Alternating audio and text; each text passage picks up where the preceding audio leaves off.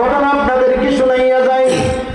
মক্কার জমিনের এক যুবক, নাম তার কাজী আবু বকর, হাফেজে কুরআন। যুবকটা এত ভালো, মক্কার বাজারে যাওয়ার পর আমার দিকে তাকান্নার একটা থলে পাইছে। থলে আগের জামানার মুরব্বীরা বলতে পারবে, সবাই ব্যবসা করে টাকা পয়সা একটা কাপড়ের দ্বারা একটা থলে বানাইতো। কথা বলেন না কেন?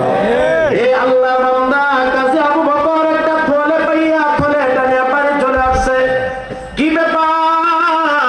দুর্ভিক্ষর কারণে কাজী আবু বকর 3 দিনের ক্ষুধার্ত। আমার দিকে তাকান, আমরা একদিনও ক্ষুধার্ত থাকি না। আগের দিন বুঝি টাকা কাউকে লাগবে, আল্লাহর কাছে না বলে ভালো মানুষের কাছে কর্জে হাসানা না চাইয়া আমরা কতগুলি খাপসা কুলাঙ্গার বেঈমান আছে, মুসলমান নামের মুনাফিক হারামখোর, তাদের কাছ থেকে সুদে টাকা আইনা সব রেডি রাখি। কথা কোন ঠিক কিনা?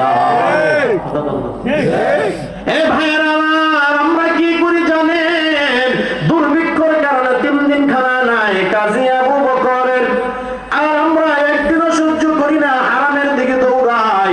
এই জন্য ভাইরা আমার মনে রাখবেন, কাজী আবু বকর ওই থলে এটা করে নিয়ে খুলে দেখে এটার ভিতরে কোটি কোটি টাকার একটা সম্পদ, হীরার একটা হার থলের ভিতরে আছে। আল্লাহর বান্দা টেনশন, না জানি এটা কার হারাইছে, আমার কেমনে আমি আদায় করবো? কোন নাই, আমার দিকে তাকাও।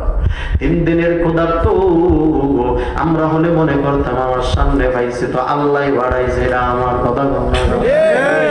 আল্লাহর বান্দা কই না না, আমি এটা লুকাইয়া ঘরে রাইখা আমি মক্কার বাজারে যাইবো। মক্কার বাজারে বিকাল বেলা যাইয়া, কেন আমি মক্কার বাজারে যা দেখবো কার হারাইছে, কেউ ঘোষণা দিচ্ছি কিনা, কারা পাইছে আমি তারে দিয়া দেব।